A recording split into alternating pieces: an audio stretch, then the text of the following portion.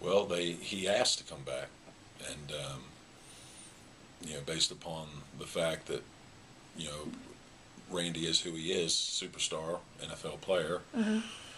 Um, Anytime a young person has an opportunity to meet someone like that, they're going to be excited about it. Right. But the fact that he called our central office, they called me, said that Randy'd like to come back. He was here last year. Of course, I wasn't here then. Mm-hmm. I would just come up here in October. So they just called me yesterday and said that he would be coming. So, we set it up. Randy, why'd you come out here today? Well, I think that it was time. Last year around this time, I came back out here, and it was my first visit. And this visit was more that I told the kids that I told them before that I don't judge. I'm not a judge. We all have our judge, and we'll meet him one day. But I just felt it. I just wanted to come and check on him. That's all.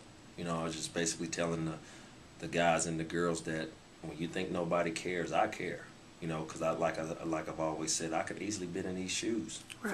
For real. I mean, all jokes aside, no smiling, no smirking, no grinning. I could have easily been in these guys' shoes. And now that I'm older, that I feel that I teach my kids about what's right and what's wrong, and my kids could easily be in their shoes too. So it was just time for me to come back up here and just to see the kids. That's all. Check in with them. I don't call them young men, young ladies. I call them kids. They're still young. Right. And I just wanted to come up here and check on the kids. That's it. Parnell wanted to know what would be a good day for me. I said, well, Wednesday would be the best day because I'm off. Right. And really, we were supposed to go fishing today. So, that got pushed back. And like I said, I just wanted to just come and just, I try to give back, Right.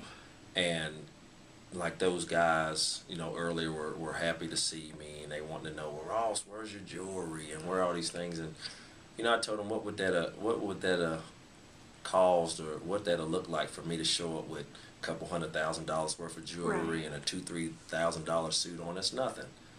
So I just really wanted to just downplay everything and just come and just be me, because I let them be them. So it was just more of a meet and greet, Q&A, just right, just to talk and just get to know me a little bit. And you answered all of their questions. I mean, you were very blunt, very honest with them. Right. Well, because their life's not sugar coated. Right. So why should I sugarcoat it? So we talk about different things, from alcohol to drugs to women to football. We went down the line in the past 2 years that I've been here, and the answers that I give them are just straight from the heart, straight from the mind. I don't think that I should sugarcoat anything for them.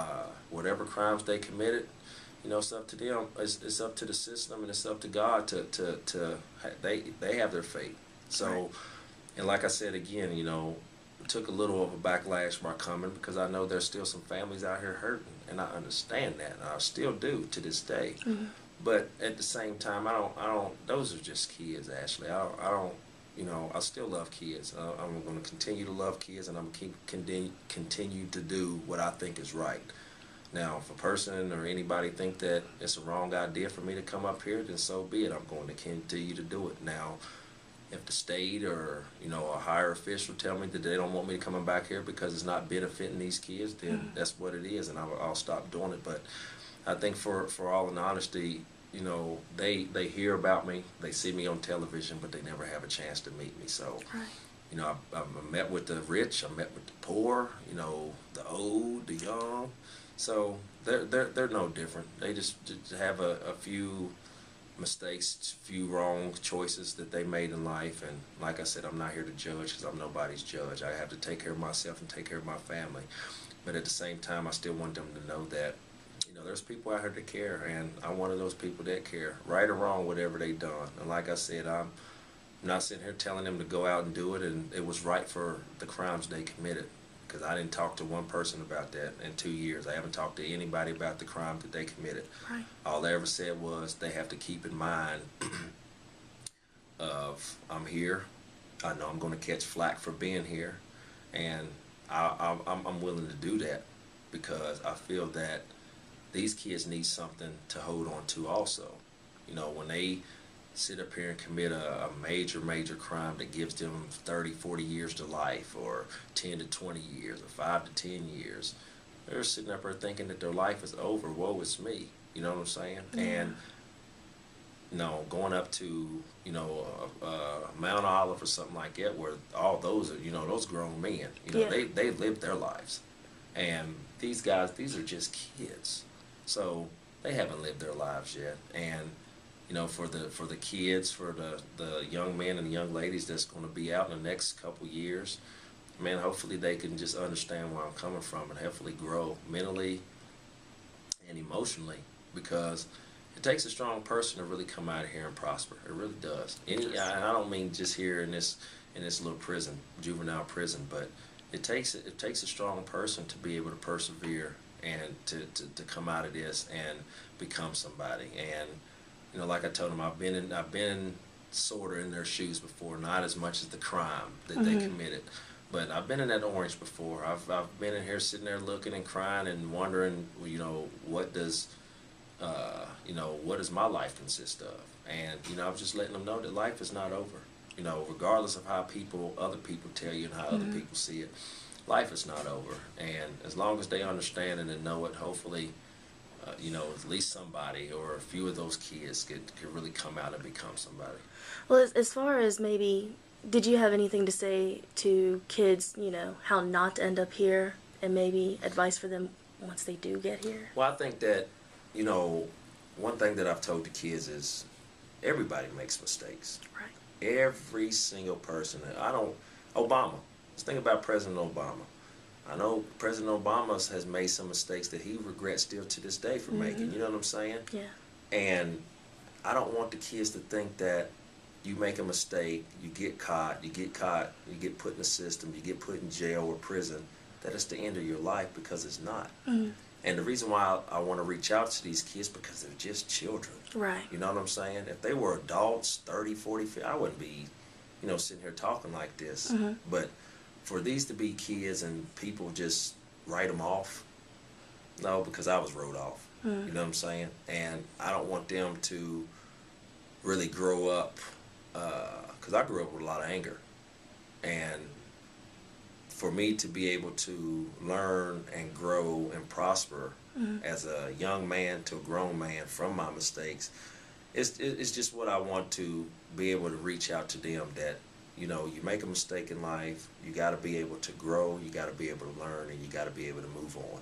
And, you know, some mistakes are going to carry a little harsher penalty than others, you know what I'm saying, and we all understand that.